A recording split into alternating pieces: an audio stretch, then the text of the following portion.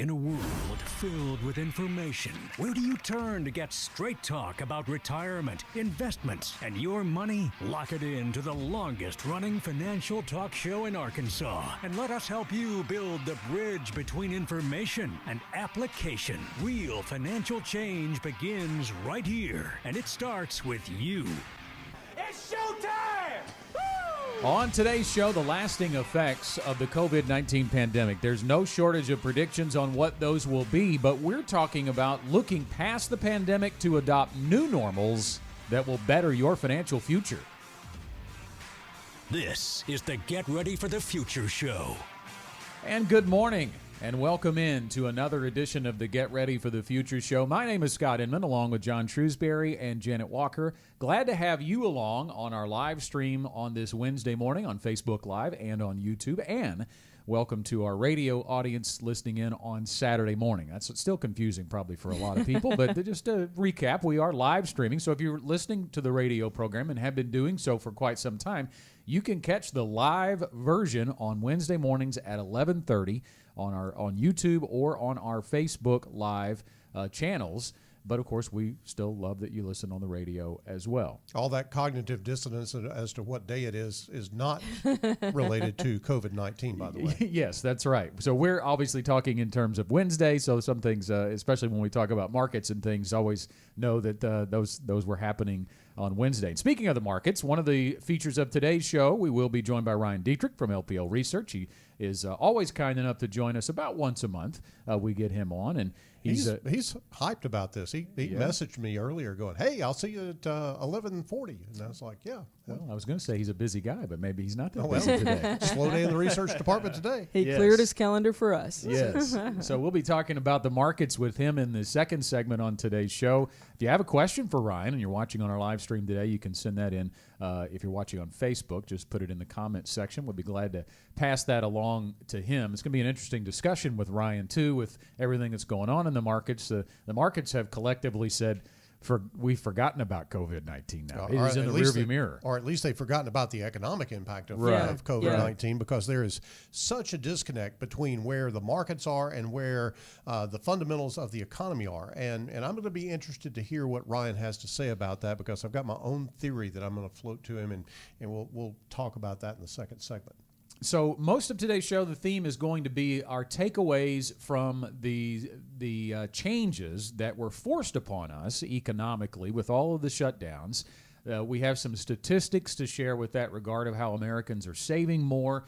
We know that life has changed, and we know that the term new normal gets thrown around quite a bit out there with regards to what is it going to look like? What's American life going to look like moving forward? And I got to be honest, I get a little bit irritated by the term new normal because I don't want to strive for the new normal. I want to strive for normal. I loved American life the way it was with everything that we had for entertainment, for family life, and everything that was enjoyable in my life. I want to get that back or at least have access to it again. So I bristle at that term, but the reality is there are also some things that happened in my life during the last few months, and I would imagine yours too, that I do want to adopt. Those changes I do want to become part of my new normal because they're going to be positive changes. Yeah, I think that we need to intentionally make some choices about, some of these we get to make in our own households about what changes are we going to keep and guard and what changes are we going to say, you know what, we're not keeping that. I'm tremendously concerned about the future of small businesses because so many of them are still going through a very difficult time with all the shutdowns and all the regulations that are in place. So I am praying for that to return to normal for them. But on the flip side, when you look at like our calendar as a family, there needs to be more on it than there is right now.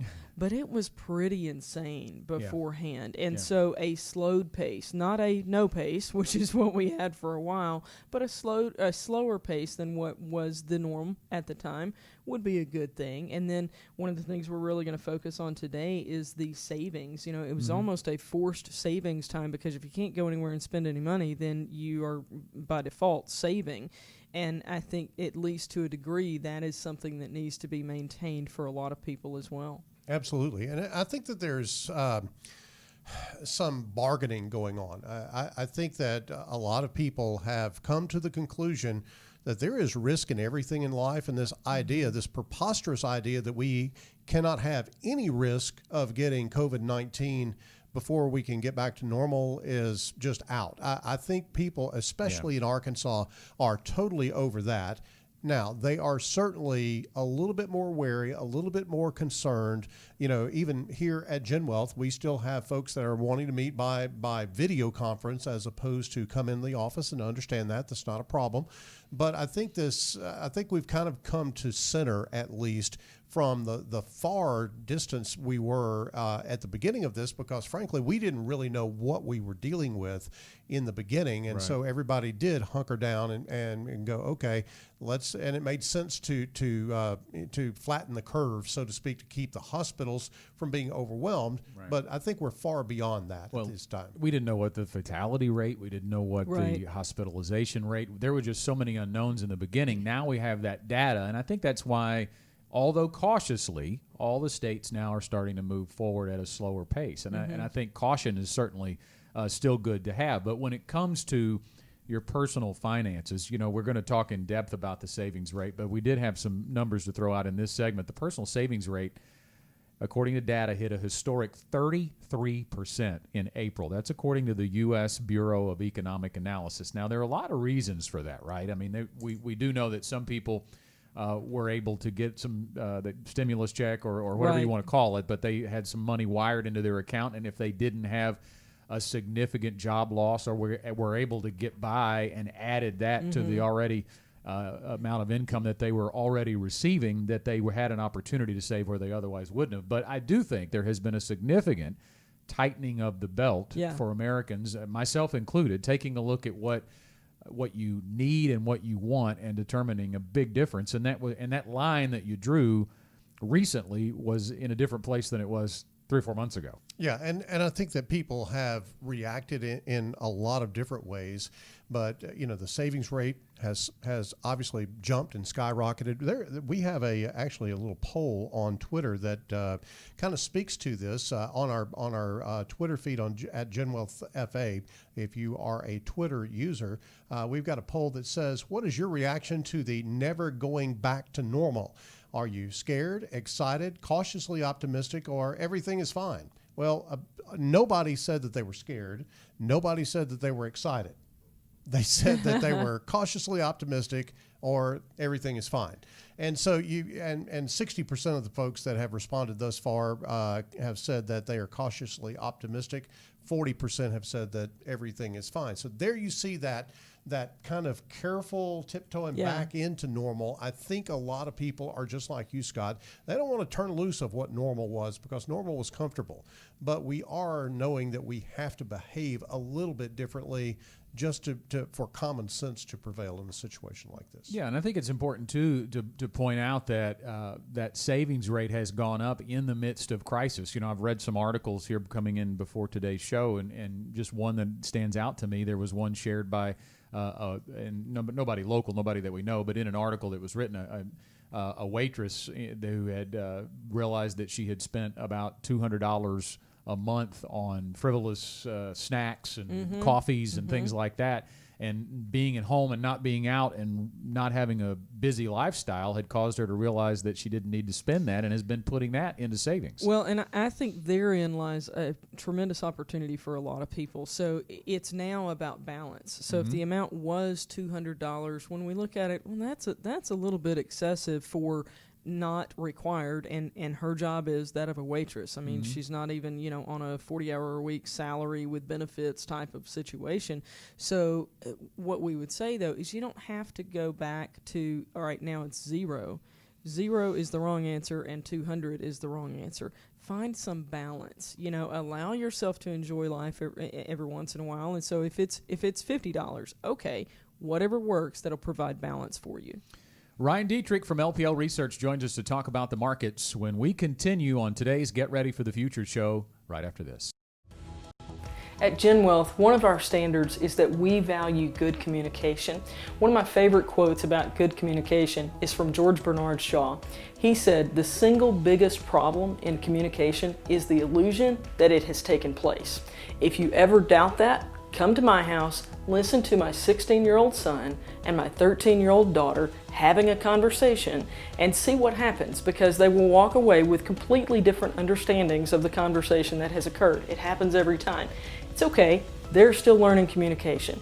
But here at Gen Wealth, we believe that that's something you need to experience every time you walk in our door, that you need to feel understood, that you need to feel listened to. So you'll see a change in how we're even communicating. If you're talking about something that's very serious, very personal, you'll even hear a change in our tone of voice, because that's just how good communication is supposed to be.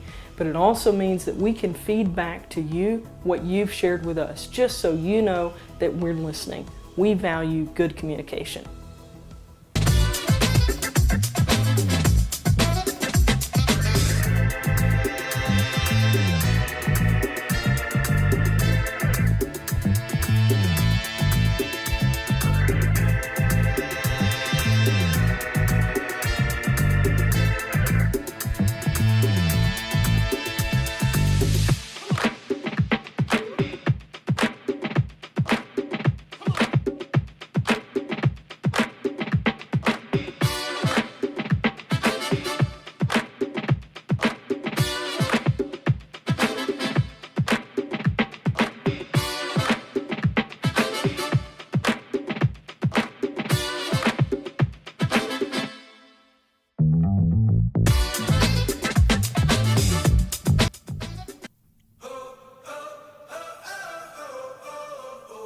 From the Gen Wealth Radio Network studios, we're back with more of the Get Ready for the Future show. Talking about some takeaways, some adoptions of new normals that would be actually good for your financial future as we come out of, hopefully very soon, the full effects of the COVID-19 pandemic.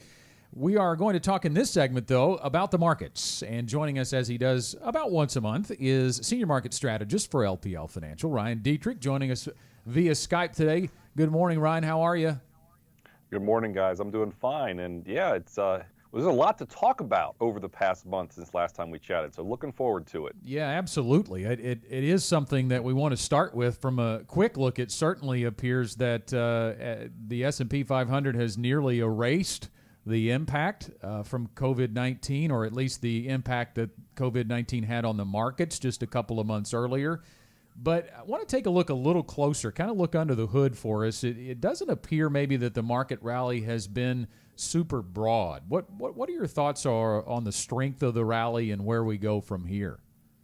Yeah, well, Scott, I mean, it's just unbelievable, first off. At the lows, the S&P on March 23rd was down 30% for the year.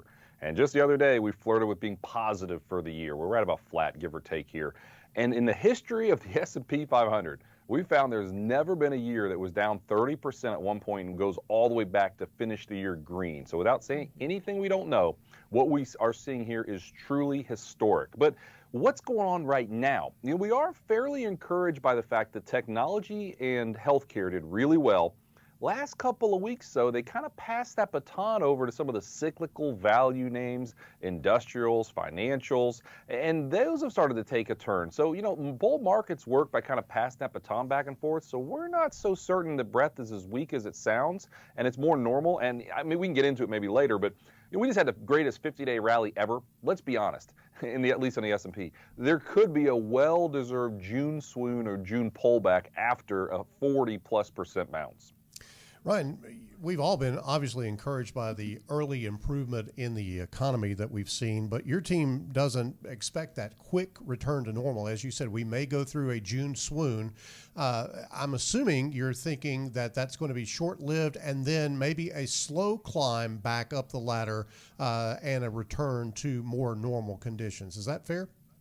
That's right, John. I mean, the big thing that caught us all off guard, honestly, was last week when we got the 2.5 million jobs created during the month of May. Almost 10 million more than all the 70 economists at Bloomberg were expecting. So that had everybody looking around saying, oh, maybe this economy is going to come back a little bit more than we think, at least initially. And our take is, hey, what leads the economy better than anything? Honestly, it's the stock market. The stock market was getting worried in February and March before the headlines were terrible the month of April and May. And now the stock market is leading us. So we do think the economy might come back a little bit more initially, but longer term, 3 to 6 months from now, if we get out of this recession, we think it's going to be a very short recession. Just this week, it was announced we're officially in a recession. Maybe a 3 or 4 month recession, and that initial surge, because honestly, we're coming off of like zero, right? We've had such a stop in the economy. Get an initial surge, but it's going to take a long time kind of to get back to where we were just back in January. Last point on that, when we look at jobs, because we just lost 20 million jobs plus, right? If you look at the last couple of cycles, it sometimes takes 3, 4, 5, 6, even 7 years after the Great Recession for the jobs to fully come back. So it's going to take a long time, in our opinion, in all likelihood, to get back to where we were from an employment backdrop. Ryan, when we look at the impact from coronavirus on the economy and on the markets, that in and of itself, without Washington stepping in, should have given us one path that we might have been able to predict. How much has Washington's, I'm just going to call it interference in, how things go just in a natural flow, how much has that had an impact on your ability to understand really where we're headed in the markets and the economy? Well, it's definitely had an impact, Janet, no question about it. I mean, so we're talking about fiscal stimulus, right? Sure. The things that the government can pull, certain levers the government can pull.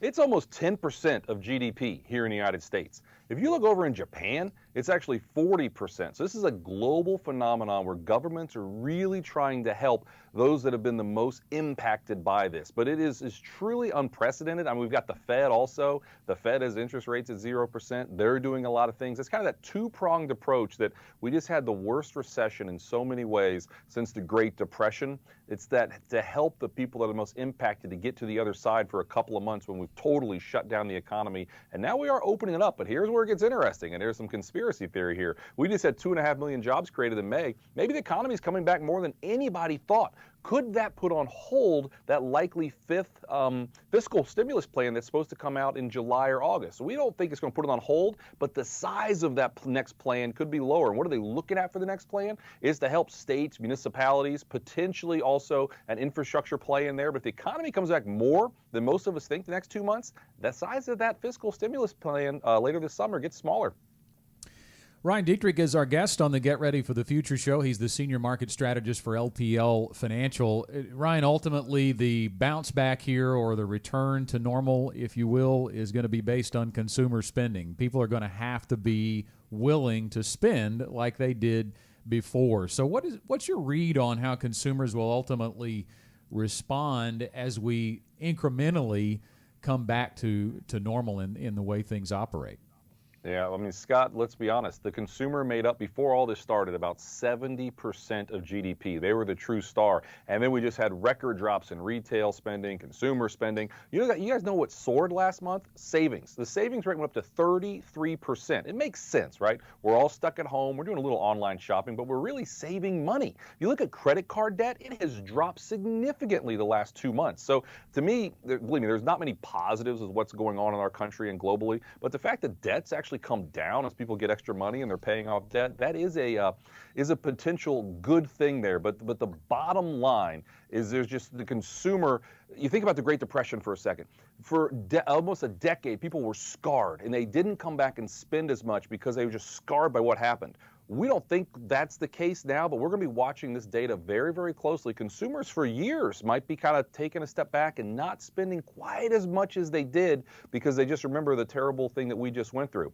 It's kind of a toss-up what happens, but the consumer really matters, and we're going to see what they do. Let's hope they come back, but we're a little skeptical they're going to open their wallets right away here. So, Ryan, I'm going to ask you to get out your crystal ball, put your Swami hat on, and let's look ahead. That's Burt White. That's not Ryan Dietrich. Well, that's true. The hats are Burt White. Yeah. Borrow his hat.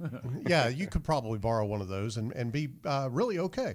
But going forward, are there some sectors or areas in the market that you and your team are especially excited about during this time? If you could say, this is a focus for us at LPL Research as we build portfolios, where are you putting money? Absolutely, John. So what we've seen, we're going to stick with who brought us to the dance, I guess is the best way to put it. The growth areas, technology and healthcare have done really well. The last couple of weeks, I'm aware, like we said, that baton was passed. Financials, industrials, the cyclical plays done better. But we think before the end of the year, the second half of this year, growth will probably outperform value by a little bit. And here's the interesting thing. When you have weak growth, you know what sector does better? Growth stocks, because investors are reaching for growth. Yes, the economy is going to improve the second half of this year, but it's coming off historically low levels. So we're still tilting a little bit toward growth here. We like the healthcare names, and honestly, financials and industrials are two perfectly good groups that if the economy keeps turning higher like we think it can, they can do well also. So we're not by any means getting defensive in the utilities, some of those areas. We're underweight those areas, and just overall, we still like the United States. We still like emerging markets. I mean, you look at what's going on in China. I mean, China's really, no one trusts their data, let's be very clear. But their stock market's doing pretty well. And you look around in Japan, Japan is really starting to do well from a developed market point of view. So there are some opportunities for global investors as well. We're still a little lukewarm, though, on Europe. We've been lukewarm on Europe for years, honestly. So we don't like that one as much. But emerging markets, Japan, U.S., those are still areas that look really good to us as we continue to grow the second half of this year. Ryan, let's talk a little bit about bonds at this point with fixed income really at basically zero on yields. What role do you see bonds playing as we work towards a recovery? Well, I mean, there's always a role for the safety that bonds provide in someone's portfolio. But talk about yields. I mean, the 10-year yield just the other day was up to 90 basis points. I know that sounds crazy to think, oh boy, look how exciting this is. It's at 90 basis points, but that's way off the mat. So again, if you think the economy's starting to improve, look at copper, look at other industrial metals. There are links between what happens with yields and some of those industrial metals. As those are breaking out, the yields could very well start to go higher as the economy improves. And what does that mean? Well, historically, higher yields, maybe a little bit weaker bond prices. So to us, we still think stocks will outperform bonds the second half of this, or we'll say the final 7 months of this year. But absolutely, there are so many wild cards, and you guys know we can't talk about it this month, maybe next month. We're working on our mid-year outlook as we speak. And there's never been a year, I think, where it's like there are so many variables, specifically a second wave and what that could mean, where having some bond exposure, we've seen it before, it makes a lot of sense, especially with all this uncertainty that's out there. So, Ryan, let's camp out on that for just a second, because I have a theory I want to throw at you. Okay. And I know I'm supposed to be the financial planner, and you're supposed to be the investment guy, but let me float this. Borrow the hat for a second, please. I can do that. So with bond yields where they are, and things are, you can't get any yield at the bank, you can't get any yield in the bond market to speak of. Doesn't that bode well for particularly dividend-paying stocks, because people will take a little bit more risk to try to get some type of yield on their investments? No, it absolutely does. And you think about if the economy does better, stocks should do a little better in bonds. So those stocks that pay a little bit more of a higher yield, absolutely. Consumer staples is a group I guess you could say is a little more defensive, but we have warmed to that group a little bit. And that's kind of the one group that does pay a little bit higher dividend. They've had some really good earnings. Obviously, people are buying toilet paper and staying home. So those groups have done well specifically. So that makes a lot of sense to us as people kind of slosh around and fight over the yields. Some stocks that have a higher yield absolutely can do well, and stocks in general should probably do a little bit better in bonds. So you get that double whammy, so to speak. I have seen the toilet paper return to the grocery store. So either demand is going down or supply is catching up. I'm not sure which is which on that one, but for sure, those consumer staples that's an interesting place to look. Got about a minute left here, Ryan. We always like to check in with your schedule, see where you're going to be, and how people can get a little bit more information from LPL Research. Well, I'm still grounded, so we're not traveling anywhere. But LPLresearch.com, that's our blog. We write multiple blogs a day. That's a great resource that people can have. Also, I'm on Twitter at Ryan Dietrich, where we share a lot of things, and at LPL Research is the Twitter handle there. So there's lots of different ways you can still follow along, even though I'm grounded in Charlotte. All right, Ryan. Well, thanks very much for joining us today on the Get Ready for the Future show. Always a pleasure to have you on. Thanks, guys. See you soon. And we're going to talk a little bit more about that savings rate that Ryan was alluding to coming up in the next segment. The savings rate hitting 33% during this pandemic. What are some takeaways for you to adopt some new normals to better your financial future? We'll be back in a moment. A game warden noticed how a particular fellow named Sam consistently caught more fish than anyone else. The successful fisherman invited the game warden to come along with him and observe. So the next morning, the two fellows met at the dock and took off in Sam's boat. When they got to the middle of the lake, Sam stopped the boat and the warden sat back to see how it was done. Sam's approach was really simple. He took out a stick of dynamite, lit it, and threw it in the air. The explosion rocked the lake with such a force that dead fish immediately began to surface. Sam took out a net and started scooping them up. Well, you can imagine the reaction of the game warden. When he recovered from the shock of it all, he began yelling at Sam. He said, "Hey, buddy, you can't do this. I'll put you in jail. You'll be paying every fine there is in the book." The game warden was just incredulous. Sam, meantime, just simply set down his net, took out another stick of dynamite. He lit it, tossed it, this time in the lap of the game warden, with these words, "Are you going to sit there all day complaining, or are you going to fish?"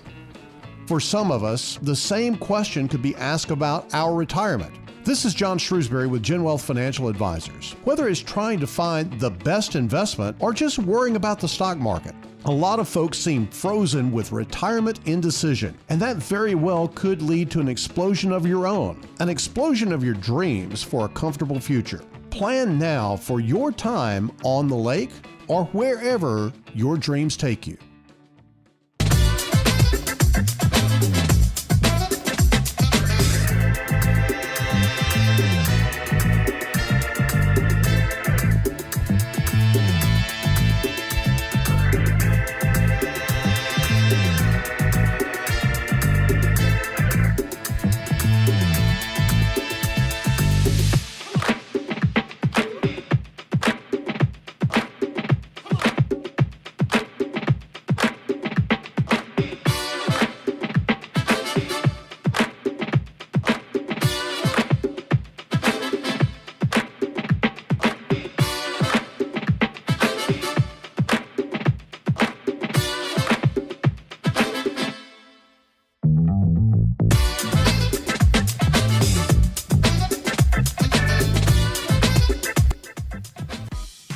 Want more straight talk about retirement, investments, and your money? Listen to our podcast on iTunes, Stitcher, or wherever you listen to podcasts. Now back to the Get Ready for the Future show. If you have been listening to the Get Ready for the Future show for any length of time at all, you know that we are waiving our financial planning fees through June 30th for folks 55 and older. And if one member of a married couple is 55 and older, that qualifies. And the reason we've been doing that, if you haven't heard, is that we are using this opportunity during the pandemic to reach out to folks who may feel like they're a little strapped for cash and they wouldn't otherwise want to let go of any excess cash to pay for a financial plan. We don't want that to stand in the way of you building a retirement income plan for you and your spouse. And we know that if you're 55 and older, you're getting closer to that retirement date when we believe it is imperative to set up a plan on how you're going to distribute your life savings to you and not run out of money before you run out of time. So to take advantage of that deal, again, it only lasts through June 30th. We started this back on April 15th, so we only have a couple of more weeks left of it. We just need you to make the phone call and get the appointment on the schedule. That appointment can actually take place in July. We just need the appointment scheduled by June 30th to take advantage of the deal. This is a value of between $500 and $1,500, that financial planning fee being waived. So you can call 501-653-7355. You can do that right now, 501-653-7355. There's a Gen Wealth advisor ready to meet with you in offices in Conway, West Little Rock, Bryant, Bossier City, Louisiana, and El Dorado. We have 6 offices now, so if you're hearing us today, you likely are close to a Gen Wealth office. And again, 501-653-7355 to talk with Anna, and she'll get you on the schedule. So let's talk about whether it's a good time to come in because obviously, a $1,500 financial plan, if you don't have to spend that $1,500, that's a good time. But if you think about what Ryan was talking about the stock market and what's happened in the last 50 days or so in the stock market, there is maybe some reticence on people's part to go, well, maybe I don't want to go right now because the market's been going up so much, and maybe I don't want to deploy my money into the market right now. So let's look at a couple of charts that we've got. One chart in particular, if you look back in the last 50 days from June 3rd of 2020 back 50 days, you see that on the bottom of the list there, the 50-day percentage change on the S&P 500 was nearly 40%, 39.6%, and that is the best 50-day change in the history of the S&P 500. And so, Janet, it's really very common for people to go, well, I don't know about investing right now, but that's really not the point. The plan will be useful whether you deploy money into the stock market right now or you just have it ready for that pullback that Ryan was talking about. Yeah, I mean, the plan is to get you to and through retirement, which means it doesn't matter if the market is at a high point or a low point. But I would also just encourage people on this mindset to not be focused on where is the market today, are we at a high point? It does not matter. Investing is about time in the market as opposed to timing the market. There are very few people who are able to get the timing of the market right, and they're not able to do it consistently. And so what you want to do is get your plan together that works regardless of whether we're at a high point or a low point. Guys, we've talked this year about the difference that just 2 or 3 weeks even between one investor and another can make in their return. But the point is, if you have a plan that works regardless, then you're in good order because you don't know when that timing is going to be. Let me see if I can maybe boil it down a little bit differently.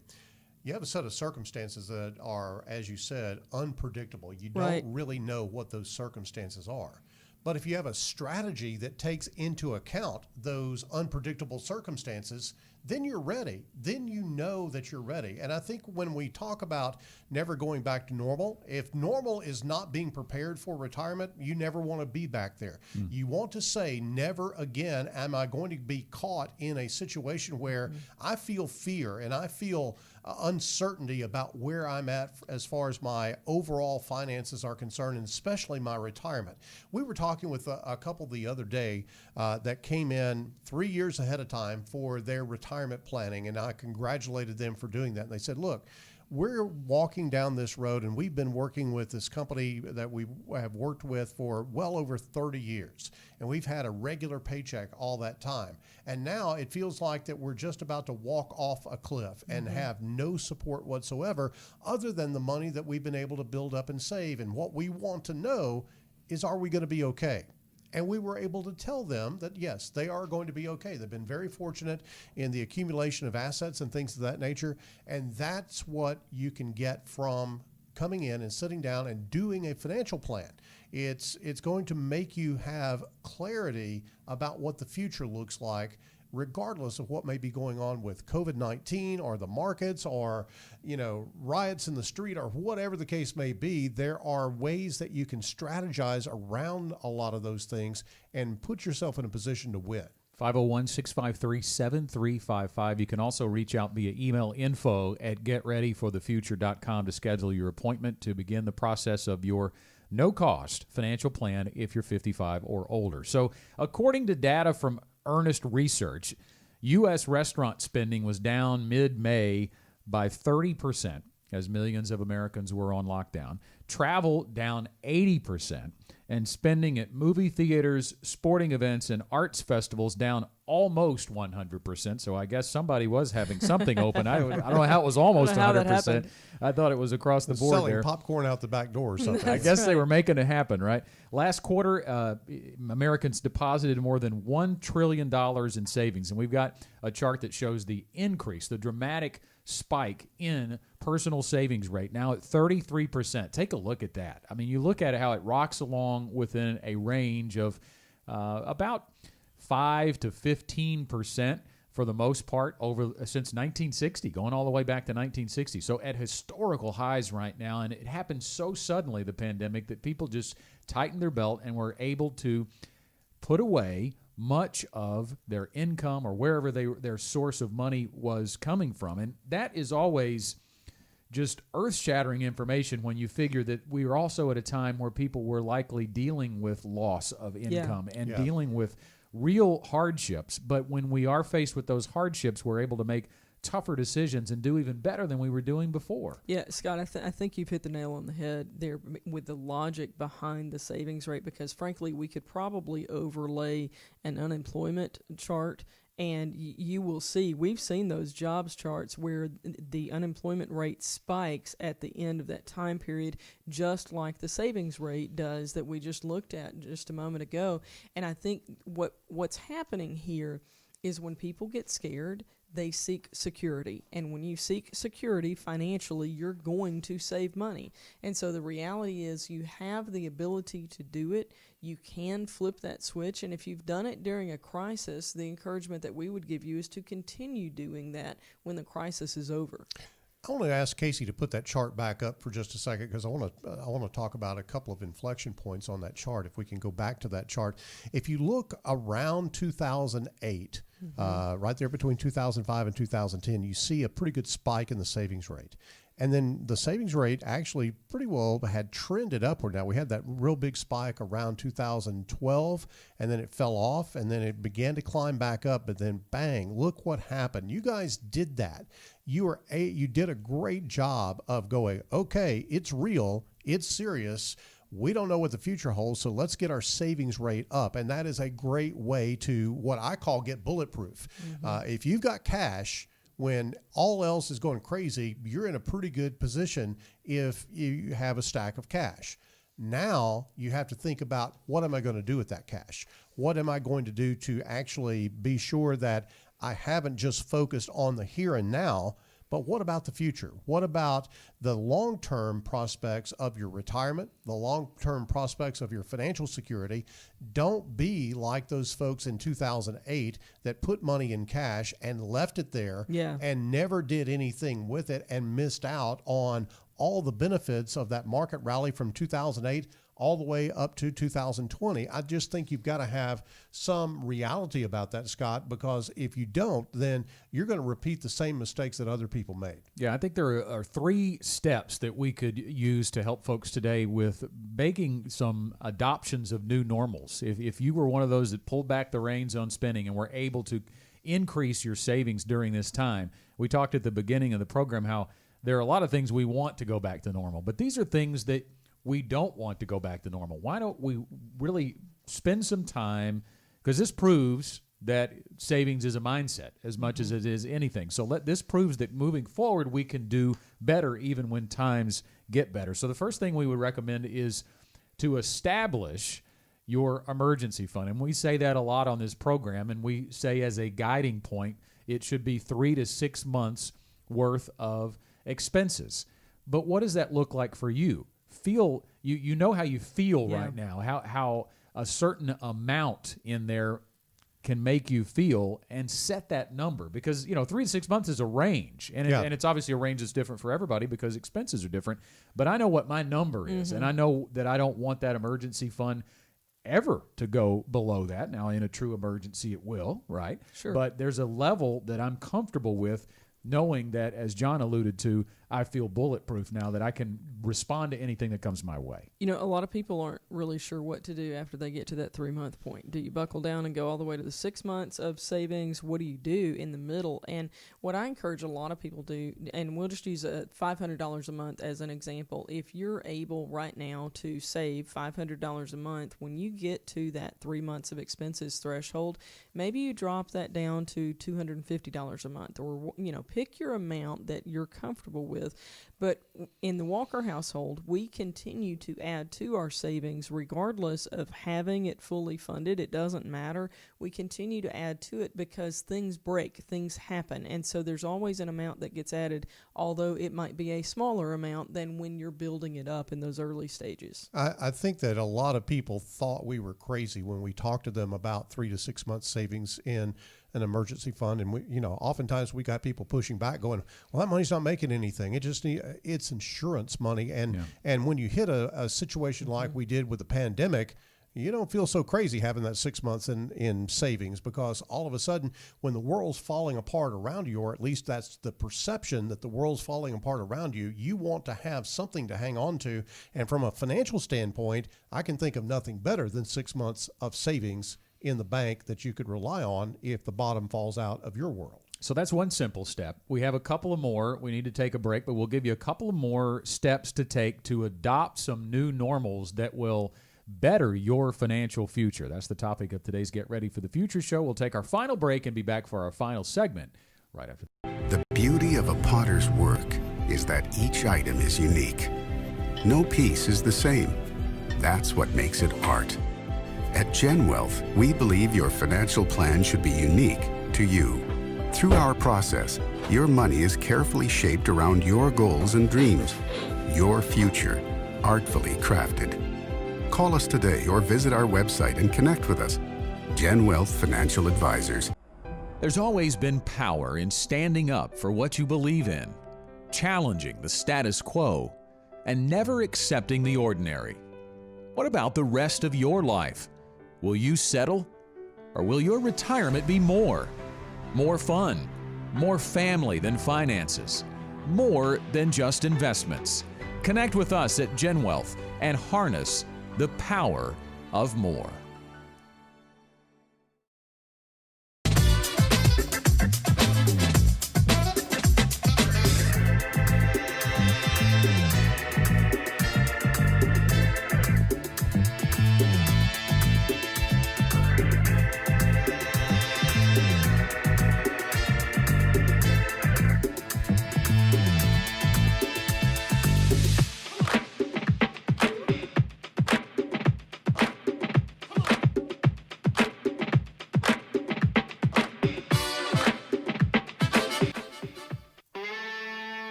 Education-driven, strategy-based, team-delivered.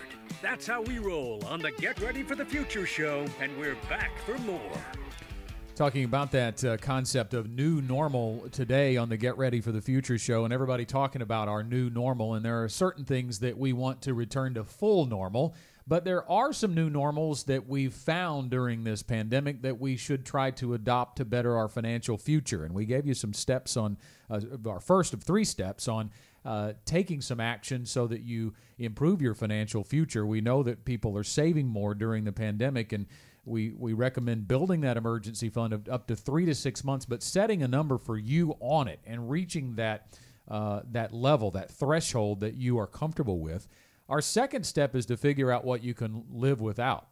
And I think that's a really interesting place to delve into, because I think during this pandemic we have all been forced to do that on some levels, is to not spend money in places that we would kind of like to spend money, with restaurants shutting down, or at least the dine-in areas not being available. That was the first thing that was stunning to me, was thinking about, oh, well, I can still go get takeout from my favorite restaurant. And we did that a couple of times, and I realized that was really not the same. It wasn't what I enjoyed as much about the, I enjoyed the food, but I enjoyed the atmosphere and the experience. So we stopped doing that. I learned to cook at home a little bit more. I'm whipping up some things that I never used to be able to do, and it's enjoyable. Yeah. I've found kind of a new love for cooking during all of this, and I'm going to continue. I'll be at your house this evening then. Well, now that doesn't help me with my savings rate. If I've got to feed more mouths, I don't know if that's going to help me. But that's one area that I think will be a permanent change in my family is I don't know that we're going to spend as much on restaurants. Sorry for the restaurant owners that are listening, but we'll still go. But I don't know that we're going to go as much, because we found kind of a enjoyment of sitting around the table again and cooking and putting together a family meal. And I think that obviously if that's okay with you, then that's cool. I don't think we're advocating that you force yourself to do something that you don't really enjoy doing, or avoid doing something that you do enjoy doing, once everything is more stable and what have you. But I do think that there are some things that will be revealed through this pandemic that are clearly things that you were spending money on that you don't have to. I've heard of people going through and looking at their subscriptions that they have and going, okay, well, I don't watch, whatever gizmo that is that I've been paying for or whatever. And I'm going to cancel that. And then you have to spend, 6 hours talking to them to get them to cancel. And they offer to give you free this and free that and all that. It makes it a little bit hard. But there are things, Janet, that you can do that you figure out, okay, that's not important to me anymore. Yeah. And it's okay to make those decisions. Well, and I think just staying at home causes you to save money anyway in a lot of different ways. I mean, when I grew up, we lived out in the middle of nowhere. There was no stoplight in the town where I grew up, and you had to drive 30 minutes to get, anywhere of any significance. But what that meant is we didn't go out to eat as often. But, when you go out to eat, you probably also stop by a store. And you probably also pick up some other things. Just the nature of being out causes you to spend more money, regardless of, you may have just had one destination in mind, but what happens is you're really spending more just by being out a whole lot more. So I would just say, one of the things that we talked about is wanting to have a more clear calendar, not completely clear, but a more clear calendar, and that, again, impacts your savings rates. Well, I can just tell you that, Saturdays are the days that I have to do a lot of stuff. And I would get in the car and leave the house and, maybe be gone for hours and go to this store and that store, and maybe not necessarily needing anything from those stores, but hey, I've been thinking about that, and I'll go there and maybe buy something. And so I'll call it casual shopping would be, something that I would normally do. I can't tell you when I did that the last time. It just hasn't happened. And so, those are things that you can look then at your budget and go, okay, how can I reallocate that money? What can I do with those dollars? Well, I think that's an opportunity when you say the word budget too. That'll create a new budget for you, and maybe it's a first-time budget for you. Once you've eliminated those recurring costs, it'll start to allow you to analyze what your budget would look like. And then maybe as you get to that third weekend of the month and your budget's getting to the top, you could say we're going to have a COVID weekend. We're going to have to stay inside, right? And can not we do call anything. Can we call it yes, something that's else? Probably not the than, best term, no. But social distancing weekend. Social distancing or a lockdown weekend. Yeah. Well, that doesn't sound very much fun either. But we used to have lock-ins at the church. Lock-ins? Those were fun. So, there you go. So you create that budget really helps. Okay, so our final step, we've got a lot to get to in our final segment. Our final step to better your financial future with a adoption of a new normal from the pandemic would be create some automatic savings. Janet, you were already talking about putting it into your emergency fund, and I think this goes beyond savings into a cash account. We can get into investing as well too, but create an automatic movement from the account that receives your income into your savings or investing. I'll tell you a simple place to start on this. When you look at those things that you pay annually or maybe every 6 months, like your auto insurance, or if you don't pay that monthly, then look at what is that total. If you pay it every 6 months, divide it by the 6 months, and then just set it up where a couple of days after your paycheck is supposed to hit, that amount of money goes from your checking to your savings. And then when it comes time to write the check for your auto insurance, then you have that money there and it's not a panic moment. Now, that is not savings for emergencies. That needs to be in addition to savings for bigger bills like that. But that's just an example of one way to just automatically do it. And it's something you're going to have. So it's very mathematical. This is the dollar amount, period. So as we start to free up some cash flow with these steps, it kind of brings it all back as we finish up the show to creating that plan for you. What's the plan? What is the ultimate goal? Why are you doing all of this? And for most people, it's to reach financial independence at some point. We build a retirement income plan that distributes a monthly income to our clients. But if you're in that range of, this applies if you're 25, 35, 45, but if you're 55 and you can see the finish line, but it's still a few years off, doing these things can create more cash flow so that you can increase your assets and have a better income in retirement. There is so much to be said for sitting down ahead of time before you get ready to retire. And I'm going to go back to the couple that I met with this week that are 3 years out, and they came in and sat down. And the real revealing thing with this, the husband was the kind of the instigator of getting in to do the plan. And the wife came in and said, you know, I've never had to worry about money, and now we've got all these decisions to make. And I said, well, our goal is for you to never have to worry about money in retirement. Mm-hmm. Laying out that plan is a gift to you. It really is a gift to yourself, because you get to sit down and say, okay, what does the next chapter in my life from a financial standpoint look like? And when you can do that, when you can employ some certainty into that equation, when you can get some clear vision about what that looks like, there is something that goes on in your body that I think some certain muscles that are always kind of almost tensed up about things like that, they begin to relax, and you begin to go, it's going to be okay. I'm going to really enjoy retirement because I now know what my financial situation looks like. You know, guys, I really think one of the greatest stressors of COVID-19 and everything that has come from that is uncertainty. When you really boil it down, it is uncertainty. And I think that applies to retirement. You know, what are people concerned about? Sometimes they have a problem putting a label on it, but it's really uncertainty. Am I going to be okay in retirement? How much income am I going to have in retirement? Is that going to be enough income? If you want to alleviate all the issues that arise from uncertainty, you need to have a plan on paper, on purpose, that will address your issue. Retirement is essentially an income problem that needs a solution, and that's where our solve begins. The asset level that you reach retirement at is only applicable in terms of how much income you're going to require, and that's your expenses in retirement, and how much income you're going to desire. That's your discretionary income in retirement. So these plans are built uniquely for you, and you have an opportunity to take advantage of getting one with no cost to you if you're 55 and older through June 30th. You need to call and get that on the schedule. And again, I can't reiterate enough that you don't have to actually come in June if your schedule won't allow till July or even August. As our final bell rings and it's time for our final thoughts, I'll start with that. Take advantage of us waiving our financial planning fees through June 30th by calling 501-653-7355. Again, the number is 501-653-7355. You can also reach out via email, info@getreadyforthefuture.com. Anna will talk to you. Anna Olive is our client introductory specialist, and get you on the schedule to come in and begin your financial retirement plan. I will just say, for a final thought, many people listen to a show like this and say, well, what do I do?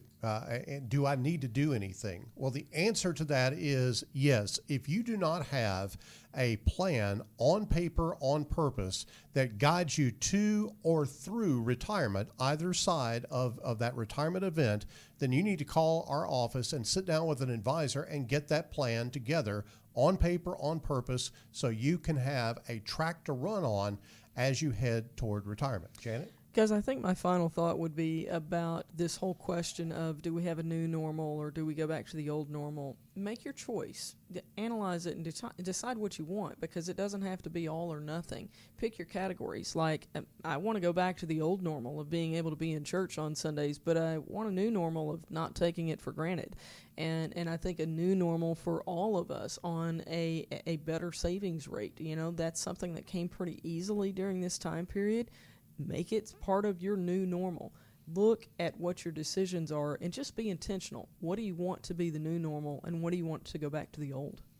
501-653-7355. That's the number to reach out at. You can call that number right now. We have people available to answer your call if you're watching on live stream, and we thank you for doing that for the Get Ready for the Future show this week. And our thanks again to Ryan Dietrich for joining us on the show. If you missed any portion of his interview or any portion of this show, you can always go back and watch it on Facebook, on our Facebook page. You can also check us out on podcast. We'll see you next week.